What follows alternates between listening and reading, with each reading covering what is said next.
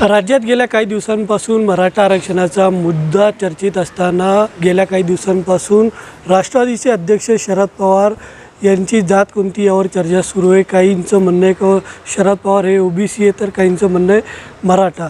एकूणच याबाबत विशाल पासलकर यांनी एक पुरावा आणलेला आहे। काय सर नेमका तो पुरावा आहे, काय सांगाल त्याबद्दल? काय झालं, गेल्या 8-10 दिवसामध्ये महाराष्ट्रामध्ये एक इतिहासकार लेखक आहेत, त्यांनी एक राळ उठवून दिली आणि त्यांनी कॉम्प्युटराइज एक खोटं सर्टिफिकेट, फेक सर्टिफिकेट आहे ते त्यांनी दाखवलं आणि त्याच्यामध्ये शरद पवार साहेबांची जात ही ओबीसी म्हणून दाखवली।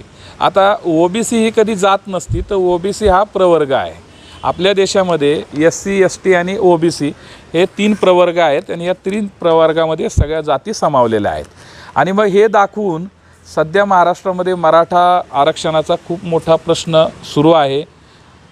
मराठा आरक्षणाची आम्ही गेल्या 20-25 वर्ष लढाई लढतो आहे आणि आता निर्णायक टप्प्यावरती ती लढाई आहे।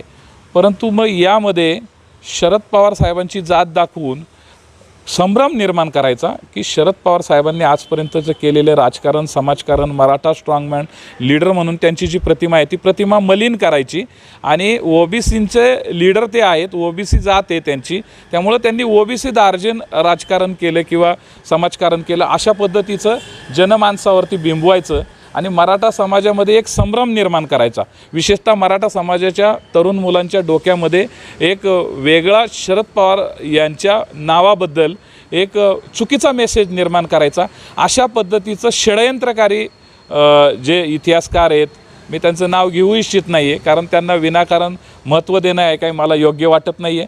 आणि त्यामुळं त्यांच्या पाठीमागं महाराष्ट्रामधील गेल्या 40-50 वर्ष शरद पवारांसारख्या उत्तुंग व्यक्तिमत्वाला बदनाम करण्यासाठी कुठलीही घटना घडली की त्या घटनेच्या पाठीमागं शरद पवारच आहेत, अशा पद्धतीने चुकीच्या पद्धतीने त्यांची प्रतिमा हनन करण्याचं काम कायम इथल्या व्यवस्थेने केलेलं आहे आणि तीच व्यवस्था या लोकांना चालवते।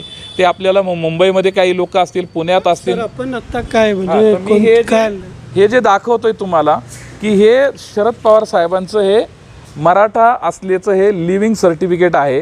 हे त्यांचं 10वी-12वीपर्यंतचं बारामतीमध्ये झालेले शिक्षण, प्रवरानगरला झालेलं शिक्षण, हे या सर्टिफिकेटमधून आपल्याला हे लक्षात येईल की त्यांची जात ही मराठा आहे आणि मराठा ही जात ही त्यांची जात सांगण्याचं खरं तर खूपच असं खुजेपणा वाटतो कारण ते अख्ख्या जगाला माहिती आहे त्यांची जात ही मराठा आहे।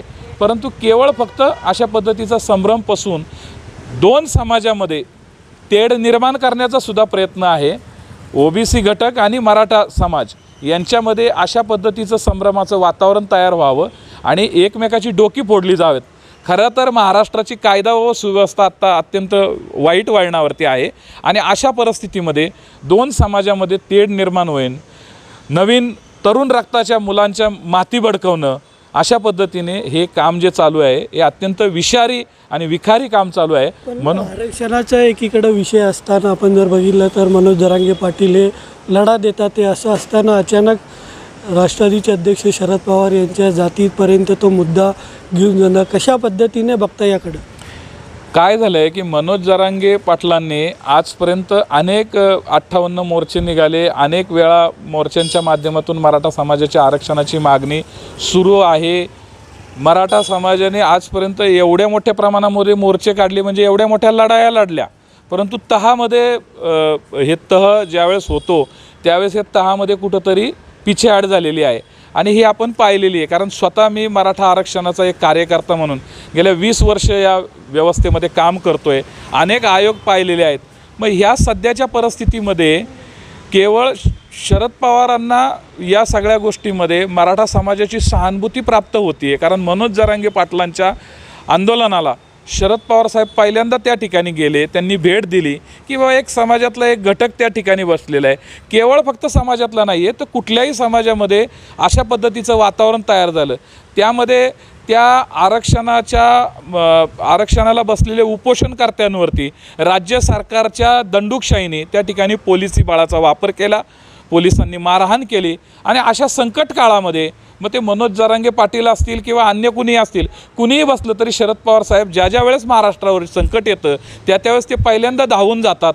तशा पद्धतीने ते गेलेले आहेत. आणि मराठा आरक्षणामध्ये लोकांना आजपर्यंत एक प्रामाणिक नेता, प्रामाणिक चेहरा म्हणून मनोज जरांगे पाटलांच्या रूपाने मिळालेला आहे. तो त्यांनी जे काय काम केलेले त्याच्यामधून मराठवाड्यातली दाहकता, संपूर्ण मराठा समाजामध्ये एक खूप मोठा एक विश्वास निर्माण झालेला आहे. आणि म्हणून या पार्श्वभूमीवरती हे राजकीयदृष्ट्या याचा बेनिफिट किंवा हे सगळं शरद पवारांना राजकीयदृष्ट्या या सगळा मराठा समाज त्यांच्याकडे जाईल अशा एका विकृत विचारसरणीमधून, हे विकृत विचारसरणीच्या लोकांनी केवळ मराठा समाजामधील एखाद्या व्यक्तीला फूस लावायची आणि शरद पवारांच्या मराठा आरक्षण किंवा मराठा धोरणाविषयीच संभ्रम निर्माण करायचा आणि त्यांची प्रतिमा आनंद करायची, आरक्षणाचे मारेकरी म्हणून त्यांना उभं करायचं, कटघऱ्यामध्ये त्यांना उभं करायचं, अशा पद्धतीचं काम या शरद पवार या व्यक्तिमत्वाला बदनाम करण्याचं काम या महाराष्ट्रामध्ये अनेक विघ्नसंतुष्टी लोक करत आहेत. आणि त्यांना ताकद देणारे काम हे खूप मोठं षडयंत्रकारी नागपूर सेंटर चालवते असं माझं 100% मत आहे. नक्कीच आपण जर बघितलं तर लेखक नामदेव जाधव यांनी शरद पवार यांच्या संदर्भात जो आरोप केला होता त्याला पासरकर यांनी थेट लिव्हिंग सर्टिफिकेट आणून पवार यांचं उत्तर दिलेलं आहे. पुण्याहून सज्जाद सय्यद, ETV भारत, पुणे.